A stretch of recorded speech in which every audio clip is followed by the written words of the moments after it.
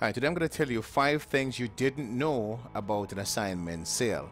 Hi, my name is Von Layers from LetsCallMyAgent.com, where your support and referrals help feed the hungry in our community. As always, this video forms part of a series entitled Sellers Beware, and in the series I share helpful selling tips in the form of short videos with the sole intention of assisting you in making an informed decision should you decide to sell. For more information, visit sellersbewarevideos.com. Alright, so enough of that, let's jump into my computer and let's get started. Alright, so today I'm going to share some information with you that you may not be aware of. And of course, if you get value from this particular video, if you learn something that you never knew before, and if you can think of anyone who can actually use this information, who can benefit from this information, then please help me out by sharing this information with them. And of course, like, subscribe, and share so that when I create valuable videos like this, you will be alerted and you can actually benefit from this information. Let's start by defining an assignment sale. And of course, I'm going to read this information for those of our listeners who are actually joining us on the podcast. Okay? So an assignment is a sales transaction where the original buyer of a property, known as the assignor, allows another buyer, known as the assignee, to take over the buyer's rights and obligations of the agreement of purchase and sale before the original buyer closes on the property. The assignee, or the new buyer, is the one who ultimately completes the transaction with the seller. Okay, so again, I apologize for those of you who are actually watching live, but we actually had to read that information for other clients who are actually joining us via the podcast. Okay, all right, so number one, the seller must approve of the transaction. So a number of people were not aware of this. So let's say you purchase a pre-construction. Let's just use a pre-construction in this particular example. If you purchase a pre-construction property and you intend to assign this pre-construction property to someone else, then first you have to check that the builder is willing to give you permission, okay, or has already signed a document giving you permission to assign the agreement of purchase and sale to another person. In other words, if the builder did not give you permission to assign the property, then you cannot assign the property to another person. So it's crucial. So in any assignment, whether it's a pre-construction assignment or resale assignment, the original seller must agree to the assignment for it to be legal and for it to be binding and for it to actually take place. Number two, the number two thing you may not be aware of is the marketing, that there are marketing restrictions. So if you purchase a pre-construction property in the province of Ontario and you intend to assign this particular pre-construction and the builder agrees to allow you to assign the property, then you must be aware that the majority of builders in Ontario will not allow you to market the property on the MLS. Okay? In other words, you have to be able to identify a buyer, either yourself or your realtor must be able to identify a buyer without using the services of the MLS. And the reason for this is because the builder doesn't want to give the entire province of Ontario or the entire country the impression that they're assigning off these different properties. In this case, you have to find a realtor who has a particularly powerful marketing machine whereby he or she does not need the services of the MLS in order to identify an assignee. So number three, assignment funded. So this one is a complicated process, a complicated concept. The majority of real estate salesperson, the listing agents, actually get this absolutely wrong, okay? And I want to walk you through step by step. I know it's a difficult concept, but I'll try my best to explain it as much as I possibly can.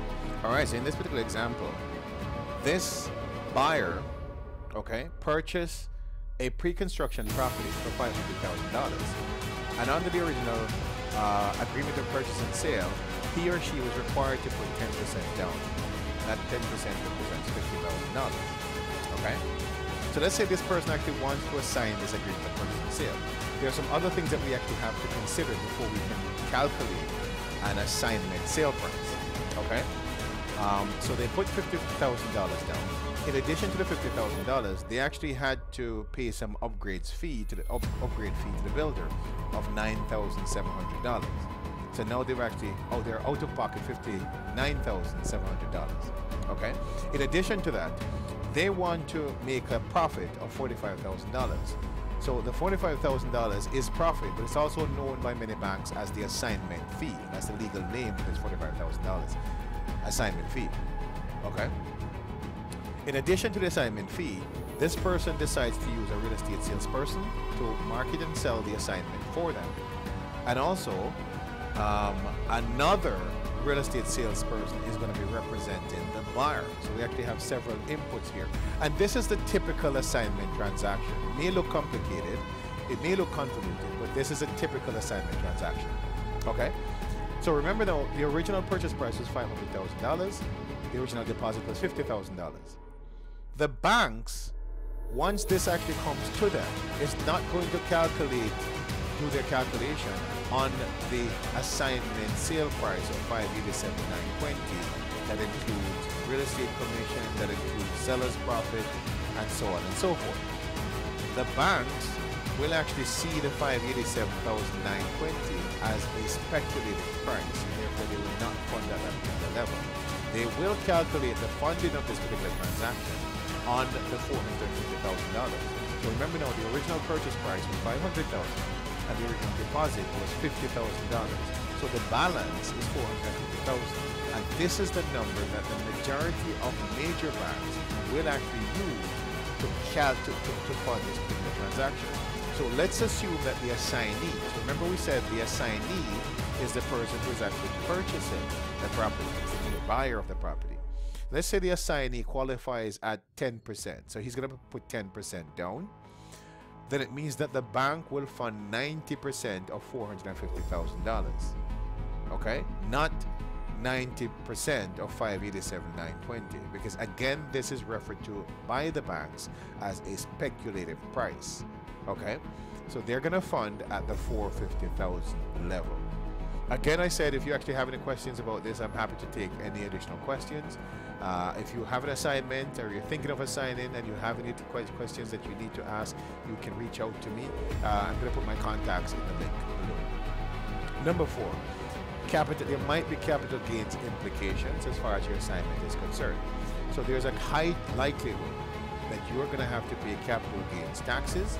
I can't tell you yes and I can't tell you no, and I can't tell you for sure because I am not a certified tax professional, and therefore we recommend that you speak to a certified tax professional in order to find out whether or not you're going to be paying the capital gains taxes, and of course how much taxes you're likely to pay.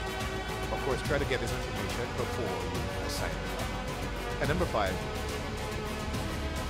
in Ontario, the majority of assignment sales are pre-construction assignments.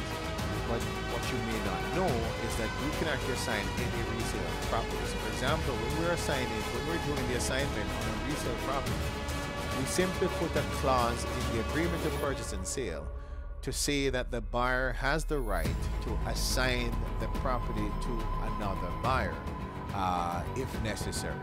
Of course, once we put the clause in, the seller has to agree to it, the buyer agrees to it, the listing agent agrees to it, and the buyer's agent also agrees to it. So all the parties to the transaction sign to this clause, and once that is done, then the clause is absolutely legal.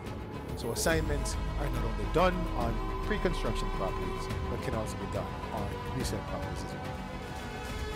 Alright, so thank you so much for joining me today. I hope you actually got some value from this particular video. If you do, remember to like, subscribe, and share, and I look forward to seeing you in the next video.